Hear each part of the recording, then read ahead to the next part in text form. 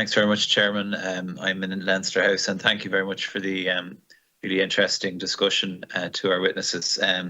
My camera's been off for most of the time, but I have been here listening away to you all. And just on that point that Deputy Devlin raised in relation to retrofit, I think the advancement of the proposed one-stop shop for information for people right across the board, whether it be EVs or indeed retrofitting schemes, is something that we really need to put significant focus on in the coming months, because I think it is something that we need to see operational in 2022 to try and assist us all in getting to where we need to be. But notwithstanding everything that's been discussed, I just want to maybe focus in on public lighting for a moment. Mr. Mahon, you talked about the energy efficiency improvements that are being done, and one of the aspects to an area of personal interest, which is electric vehicles, and then alternates to cars like electric scooters and the infrastructure associated with cycling routes around the country. One of the things that they're doing in Fingal, which I think is operating quite effectively at the moment, is a trial use of lamp standards for charging EVs. In partnership, I think, with a private firm. It seems to be operating quite well, and with this energy efficiency upgrade of our lighting equipment across the country, it occurs to me that there's great opportunities in terms of broadening out the delivery of electric vehicle charging infrastructure, and then coupled with that, it would occur to me that is something that would dramatically reduce the costs, which I believe one of our witnesses estimated at somewhere between 10 and 15,000 euro, with the cost with funding being provided, I think, to local authorities of around 5,000 per unit. So clearly, if the infrastructure is there and if it can be adapted, as it has been in Fingal, then it would occur to me that there are opportunities to reduce the overall costs. But the point I wanted to raise, though, I think, which is quite alarming at this stage in our discussions with regard to climate action, reducing our carbon emissions as a country, is to find that we didn't have or don't have a national strategy for EV infrastructure. If I'm not mistaken, I think that was mentioned, that we don't have one and that it's about to be published.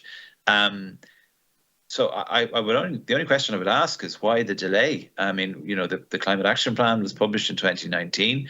It's been dramatically improved. It's both its reach and its targets by the government and by this committee in the significant work that we put into the process. So to hear that the national strategy for EVs is not even published is a bit alarming. And I wonder, when is it going to come about? Will there be opportunity for this committee, or indeed the Transport Committee or Housing Committee, to review it before it's published? And if you could comment on that. Okay. And my final question, Chairman, relates to local government.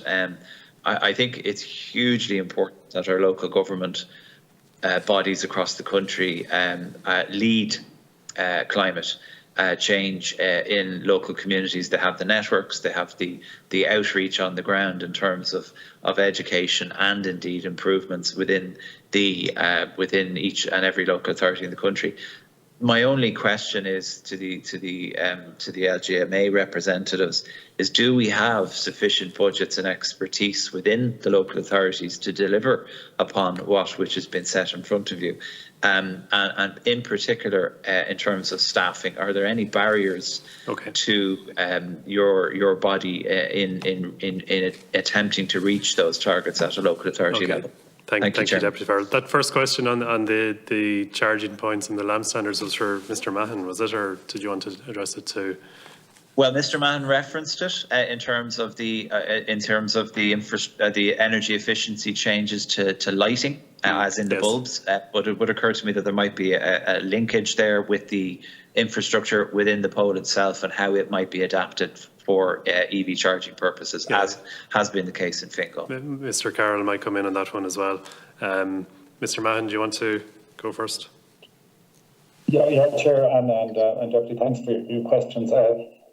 We, as a sector, we've developed our own guidance for local authorities, on the whole area of electric vehicle charging points, and we've, identified the best possible guidance that through our committee that we can give to colleagues around the country, because there is a need for electric vehicle charging. And indeed, I'm aware that the Dublin local authorities and in particular Fingal that are probably more advanced in this space, and the concept of getting access to charging points via kind of public lighting poles is definitely one that's being obviously pursued in Fingal and considered in other places. I know that the Department of Transport and Aoife Grady, as I hand up, are in the process of preparing an overall strategy for this, and that will be very, very welcome, Deputy, when it's in place. But we have issued guidance to our own colleagues with support from many agencies, including the Department of Transport, for the rollout of charging points as best placed to kind of provide some degree of local charging points for the public at this time. Just on the area, if I can go on, Chair, to the last question, and the significant, kind of role for local government and to provide the leadership and indeed the conduit from national to local communities and local enterprises. That's stated in our strategy that I mentioned earlier, that we see that as a pivotal role for ourselves in this space. Now, we have received significant resources in some of these places already, say, for instance, in the area of active travel, in partnership with the Department of Transport and the NTA, every local authority has been given approval to recruit additional people to make sure that the modal shift is put in place and that the active travel programme for each city and county council is delivered upon. So those resources are either in place or being put in place at the moment. It was agreed just over a year ago, and there's significant developments there. And indeed, through the retrofitting programme, there's scope for local authorities to put resources in place at a local level to provide technical support for the rollout of the programme, the social housing programme. So they're very, very welcome. And indeed, in our strategy, we've identified other resources that we believe are needed in the area of coordination, like the role of the climate action officer. Some local authorities have them in place, but a lot don't, in the area of energy coordination and delivering on our energy and our emission targets, the area of green solutions, and in the area of community, climate community officers. There's opportunities there for additional resources to be identified and put in place to kind of coordinate the full and effective role of local authorities in dealing with climate action. Now, we have good engagement in particular with the Department of Environment and Climate Action in identifying, kind of how those resources can be put in place, and that we're moving forward kind of as quickly as we can to identify, I suppose, the appropriate funding so that those resources can be put in place for all of the city and county councils across the country. Thank you. Thank you, Mr. Mahon. Ms. O'Grady is indicating to come in on this one.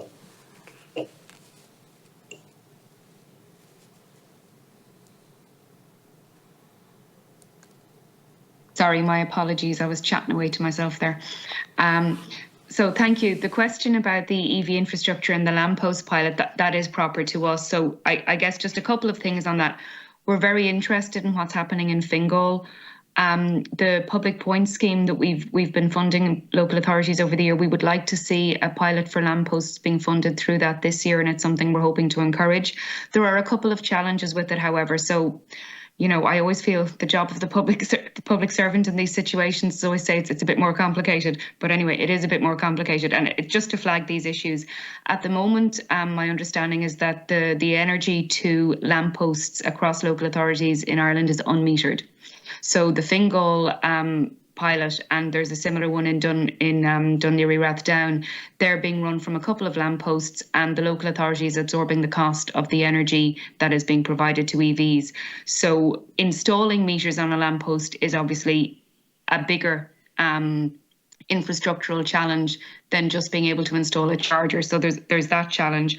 One of the things we're looking at, which we're trying to see if it's a solution is possible for this, is that in Germany, I think, and in the UK, there is a certified self-charging cable that you can purchase for your vehicle, so that it actually runs a meter on the cable itself, and you can plug it in, and that is then metered. So we're trying to see if we can get a certification of that, and then that also involves interaction with the energy companies in terms of provision and supply of that.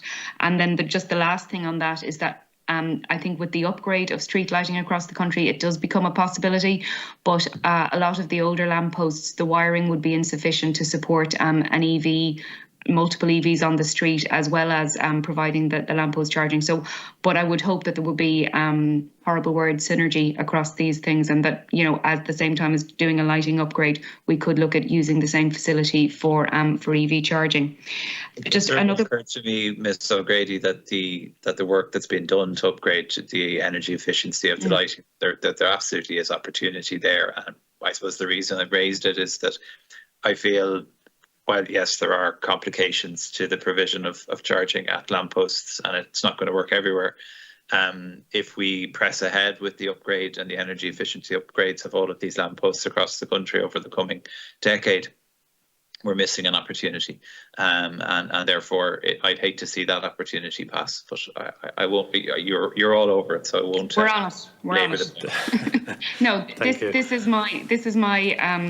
is one of my hopeful easier solutions to EV infrastructure challenges. So I'm hoping it works out. But no, we're engaging very heavily with local authorities, and we're eager to see a pilot up and running to understand how this might work across maybe one town or across one village, or at one urban suburban area. We'd like to see how it works in practice. Can I sound a significant note of caution on this one, Ms. O'Grady, because we're trying to, the first objective in Avoid, Shift, Improve is to reduce the need for driving.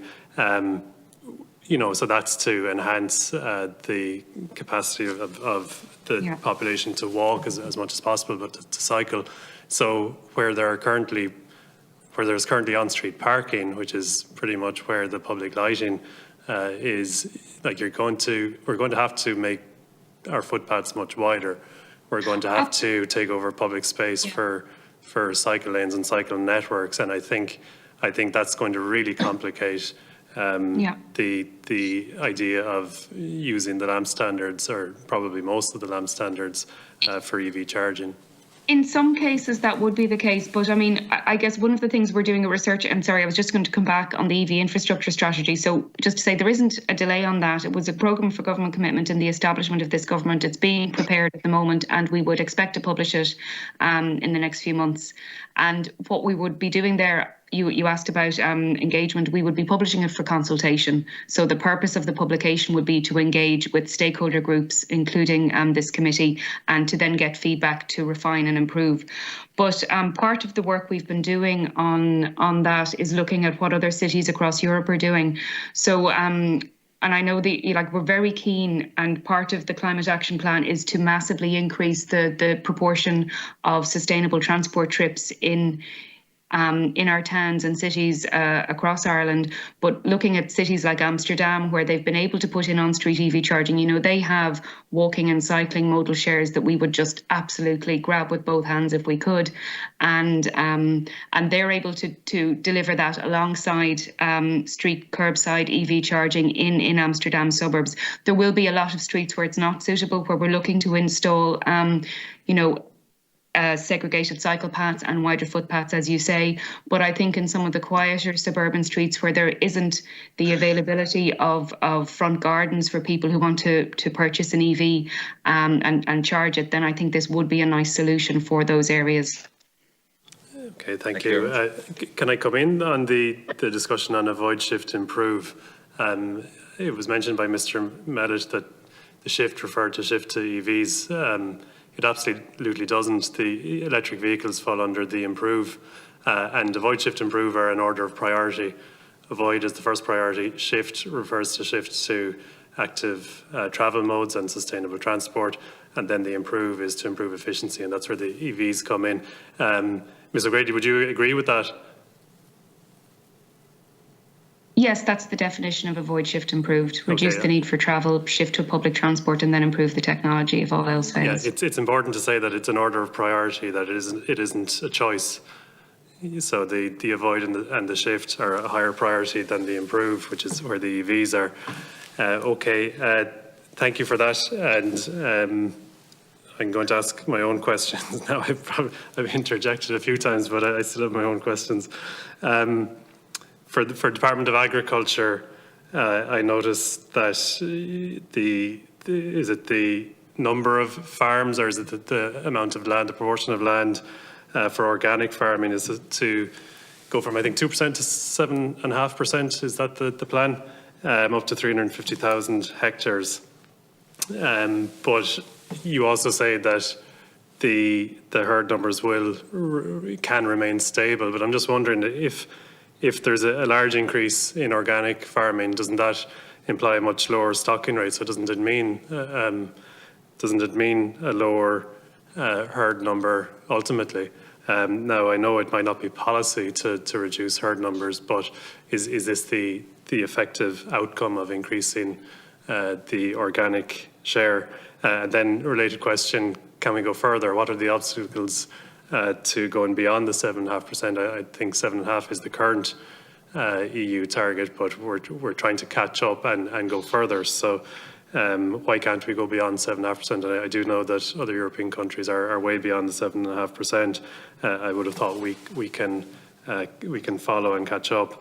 And as well as that, is there a diversification strategy in the department? Like, the vast majority of emissions are coming from the dairy herd, the beef herd to a lesser extent, as I understand it.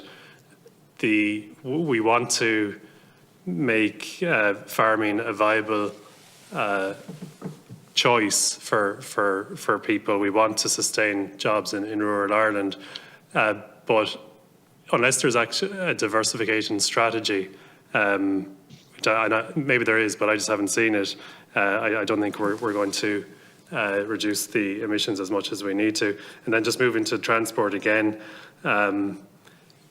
we could achieve our targets in electric vehicle penetration up to the 850 or so thousand private EVs by 2030. But unless we are displacing fossil fuel cars, then you could still have your emissions challenge in transport. So I'm just wondering, are the increases we're seeing in EV sales, I think you've pointed out that we're more or less on target, and there is a pathway document there that you're following. Are we seeing an equal reduction in fossil fuel vehicles? Because if we're not, then we're going to have more vehicles on the road. We may have 1 million EVs, but we could also have 2 million fossil fuel vehicles. And if we have so many vehicles on our roads in 2030, then that's going to mitigate against our efforts to make our towns and our villages and our cities attractive places to live, because simply there isn't enough road capacity in our urban settlements for so many vehicles. So is there a target to reduce the overall number of vehicles, the number of fossil fuel vehicles, and yeah, those are my questions. I'll leave it at that, Ms. O'Grady. So if I go to the Department of Agriculture first. Okay, thank you, Ciarán. So on the question of organics, in relation to that, the commitment is to increase from 74,000 to 350,000 hectares by 2030, and that will give a contribution of 0.3 megatons. I suppose just to explain why the climate contribution associated with changing to organics isn't as big maybe as you might think, is that clearly there's a reduction, there's a removal of fertilizer. Okay, so for every, I think it's 10,000 tons of fertilizer that you reduce, it reduces the climate impact by 0.07 megatons. So it's relatively modest. Our overall footprint is about 85% livestock driven. Okay, and the rest is coming from fertilizer. So you remove the fertilizer, but the big element of the emissions is coming from the animals that are there. So our best estimate in terms of the impact, you're entirely correct, the stocking rate is generally lower, but given that there's a lot of farms that are most likely to embrace organics, are more likely to be extensive currently, I think our estimates are about 10% reduction in stocking rates on those farms. So it doesn't translate into, I suppose, as big as an impact as you might think, just simply because organic farming in Ireland will see the development of organic horticulture, etc. But equally, in terms of area, you're looking at organic livestock production as a core there. In terms of the increase in area, I suppose it's like any change. It's a significant one at farm level. So I suppose we have to work with with people in terms of developing their expertise in the area, developing their openness and willingness to move towards organics, but also the market development, to make sure that there's a market out there, you know, that's willing to support the additionality of organic production. So that needs to be developed in tandem, and that influences naturally what is your ambition, you know. And organic demand is growing, but it's coming from relatively modest base, I suppose, and we just need to reflect on that, you know. In terms of diversification, look, there's a commitment between the Department of Agriculture and Department of Environment to work on a land use strategy, and as part of that process and consequent to that is looking at diversification opportunities as well. I did mention before there is the Teagasc Options Programme, which looks at overall the capacity for diversification. You know, there's alternative land uses that you look after, but equally so, a lot of the income diversification is around adding value. And again, it's the same as organics when the basic livestock units are there. So what I'm talking about, for example, is, you know, when somebody is moving to cheese production or direct sales to consumers as a diversification, if that's on the basic agriculture, you still have to count in the emissions associated with the animals that were at the core of that farming enterprise. Okay, thank you for that. Ms. O'Grady, I think that the other questions are probably for you. Yeah, I might come in there actually, Chair, and it's just really to support your earlier point around all of, I mean, what we're about in the transport area is that avoid, shift, improve piece, and it is about the avoiding and reduction of demand insofar as we can, and that is where, you know, you're looking at the kind of planning and at town level, at city level, and that engagement that we're having with local authorities, with through the broader level with the planning department around compact growth. That's where this avoid piece will happen, and then as we get down into the improve elements of this, it is around biofuels and electrification of the car fleet. So there isn't a kind of any. I know the electrification piece gets a lot of the headline and gets a lot of attention, but it isn't where we are focusing in terms of the longer term around this. So clearly, demand management and reduction in kilometres of fossil fuel cars is where the first order of action needs to happen. So I'll hand over to Aoife because there is a bit of kind of research that's been done around this, but I'll hand over to Aoife just to complete that. Thanks. Thanks, Caoimhín. So, Cathaoirleach, just to follow up on your questions there about the EV sales and whether they'll displace ICE vehicles, they will, of course. At the moment, the sale numbers we're seeing about 12% of EVs in terms of new registrations on the road this year. But in terms of we do expect, so the modelling we've done is not based on a target of cars in the fleet because we're not setting ourselves up. The modelling is based on what do we think is reasonable in terms of projecting future demand for car purchase, and then how many of those will convert to an EV rather than ICE. So the modelers, when they did that analysis, they've projected an increase in the car fleet over the next decade. They've projected that increase is likely to be smaller than the increase in the car fleet over the previous decade, 2011 to 2020, but that there will be an increase of about 1% year on year out to 2030. And that's based on demographic growth and economic growth as well, both trajectories set out by the CSO. In terms of EV displacing then of ICEs, we do expect that, as I said earlier, by 2028, 2029, we would expect almost 100% of car sales to be EV, so that at that stage we would not be seeing any ICE passenger car sales. There may still be some on vans and heavy goods vehicles, but we would expect the passenger car fleet to be 100% new EVs at that point. So the market would completely switch. Just on that though, it's not just about sales; it's about the number of vehicles that are in the system.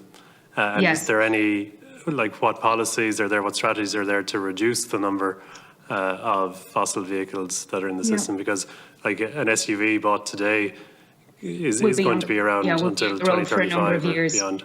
Yeah. So that was considered by the EV Policy Pathway group last year, and it was part of the report they published in September. what was found there was that a general scrappage scheme was not necessarily recommended at that point, but we have introduced a scrappage scheme for targeted groups. So the scrappage scheme we're running at the moment is for electric taxis, that there's an incentive, a capital grant for electric taxis, and for older ICE taxis, there's a scrappage scheme to further incentivise that.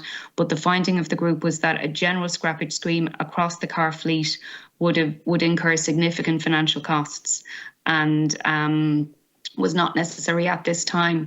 Now, depending on how our EV projections go and how our, it could be something that we come back to later in the decade and consider. But certainly at the moment, with our EV growth in the fleet being around where we want it to be, if not slightly ahead, maybe it's just a bit too early to jump on that for the moment.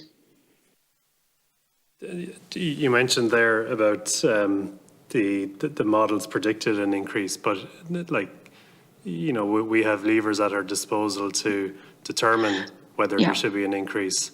So are we letting the models lead us a little bit here? Well, what the model is doing is kind of assuming all things being equal with no further, with kind of the existing incentives in place, and with the total cost of ownership reaching parity, say by the middle of the decade, that this is the likely impact on sales. Now, if we change the policy environment and we change incentives and disincentives further, then that is likely to shift.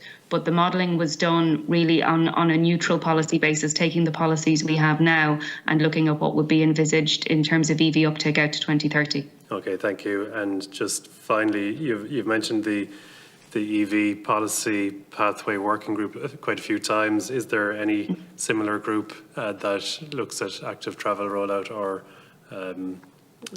or sustainable transport rollout within the department? There's a number of stakeholders involved in that. I might pass over to Caoimhín because, apologies, my role is specifically on EVs and demand management, but Caoimhín might have the specifics on that in terms of active travel, sustainable mobility. Thank you. Yeah, thanks, Garlic. And I suppose just to say at this point that we are intending to publish the sustainable mobility policy in the next couple of months, which will set out and will put kind of structures around bringing together kind of a more strategic approach to active travel and sustainable mobility. There are structures already there, and there is a lot of work already happening at big kind of local authority level and engagement at that level in relation to active travel. There's no working group like the EV pathway policy working group on active travel yet? Not a working group on active travel yet, no. Okay, thank you. Okay, thank you, Mr. O'Coloon and Ms. O'Grady, for your answers there, and Ms.